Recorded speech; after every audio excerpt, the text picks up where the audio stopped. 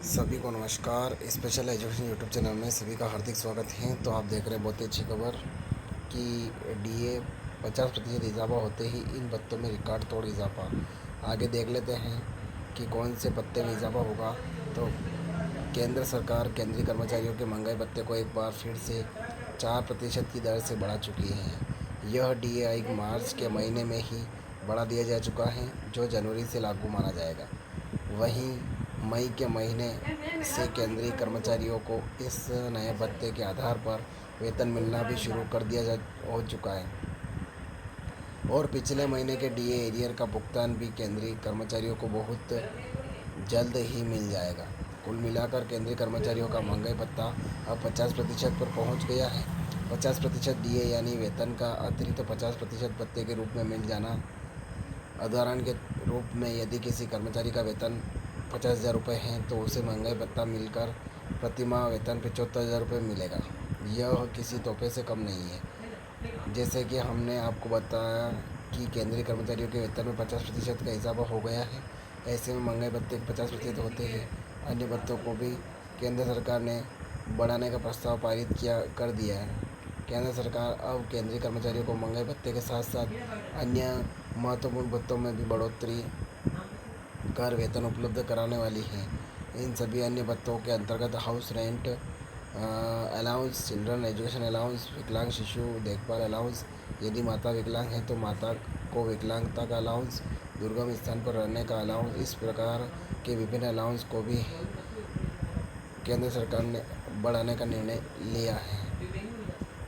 आगे इसमें यह है कि महंगाई भत्ता और अन्य भत्तों के साथ साथ अब केंद्र सरकार केंद्रीय कर्मचारियों के ग्रेजुएटी में भी इजाफा कर चुकी है। जी हाँ, केंद्र सरकार केंद्रीय कर्मचारियों के ग्रेजुएटी में अब 25% का इजाफा कर चुकी है। अर्थात अब तक केंद्रीय कर्मचारियों को सेवानिवृत्ति के पश्चात जहां केवल 20 लाख रुपए तक का ही ग्रेजुएटी फंड मिलता था, अब उन्हें सेवानिवृत्ति पर अधिकतम 25 लाख का ग्रेजुएटी फंड मिलेगा।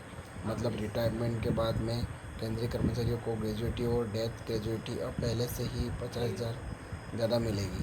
अब कुल मिलाकर केंद्रीय कर्मचारियों को हर महीने से ज़्यादा फ़ायदा देखने को मिल रहा है।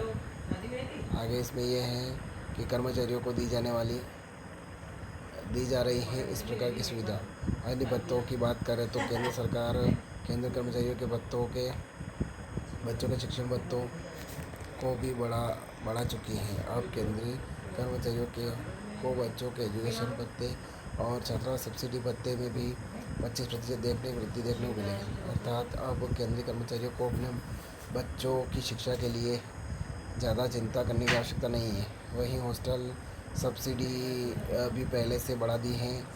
6,000 रुपये की इस छात्रावास सब्सिडी को अब 8,337 रुपये कर दिया गया है। इसके साथ ही केंद्र सरकार केंद्रीय कर्मचारियों के विकलांग बच्चों की देखभाल के लिए भी अतिरिक्त शिक्षा भत्ता उपलब्ध कराती है।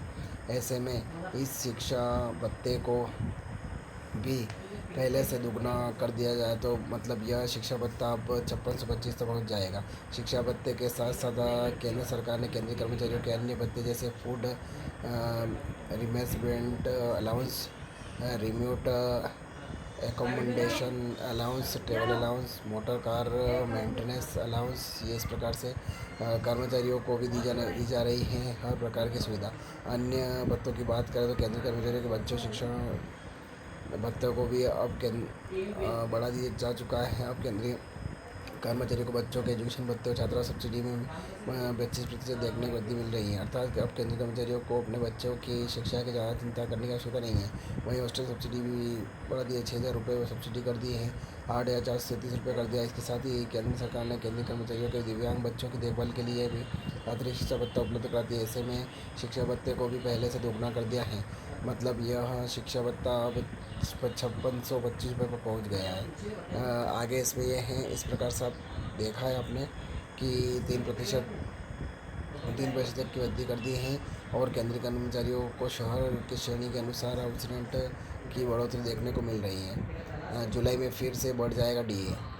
न्यू अपडेट के अंतर्गत हैं कि वर्ष 2024 की पहली 6 माह के अंतर्गत महंगाई भत्ते के वृद्धि की जा चुकी है, जो अब 2024 की अगली 6 मई की वृद्धि दरें जल्दी सामने आ रही है। जुलाई तक केंद्रीय कर्मचारियों के महंगाई भत्ते को एक बार फिर से बढ़ा दिया जाएगा। जैसे ही हम अब सब जानते हैं, प्रत्येक वेतन आयोग के अंतर्गत केंद्रीय कर्मचारियों के महंगाई भत्ते में 2 बार बढ़ाना आवश्यक होता है। यह बढ़ोतरी all India consumer product index को देखकर की जाती है। ऐसे में केंद्रीय कर्मचारियों का भत्ता जहां 50% से भी पहुंच चुका है, अब यदि ऑल इंडिया कंज्यूमर इंडेक्स को देखते हुए जुलाई के माह में फिर बढ़ोतरी की जाती है, तो केंद्रीय कर्मचारियों का महंगा भत्ता 53 से 54% के बीच पहुंच जाएगा। जानकारी के लिए बता दें कि 7वें पेंशन जो है, जो इसके अंतर्गत यह नियम है कि जब भी केंद्र कर्मचारियों का महंगाई भत्ता 50% पहुँच जाता है, तो महंगाई भत्ते को शून्य कर उसे मूल वेतन में जोड़ दिया जाता है। परंतु केंद्र सरकार ने अब तक इस बारे में कोई निर्णय नहीं लिया गया है, वहीं न ही किसी प्रकार की आधिकारिक घोषणा की गई है। तो कुल मिलाकर यदि इसी दर से यदि कोई कर्मचारी को महंगाई भत्ता मिलता है रहा, तो केंद्रीय कर्मचारियों को भविष्य में काफ़ी बड़ा फायदा देखने को मिलेगा। तो ये खबर थी। निष्कर्ष इसका ये निकला है कि कुल मिलाकर बड़े महंगे भत्ते और अन्य भत्तों की दर में वृद्धि के साथ अब केंद्रीय कर्मचारियों को काफ़ी राहत मिलने की उम्मीद जताई है। तो ये खबर थी आपके सामने। ज़्यादा से ज़्यादा शेयर करें, और आप मेरे चैनल पर नए हैं तो चैनल को सब्सक्राइब जरूर करें। जय हिंद, जय भारत।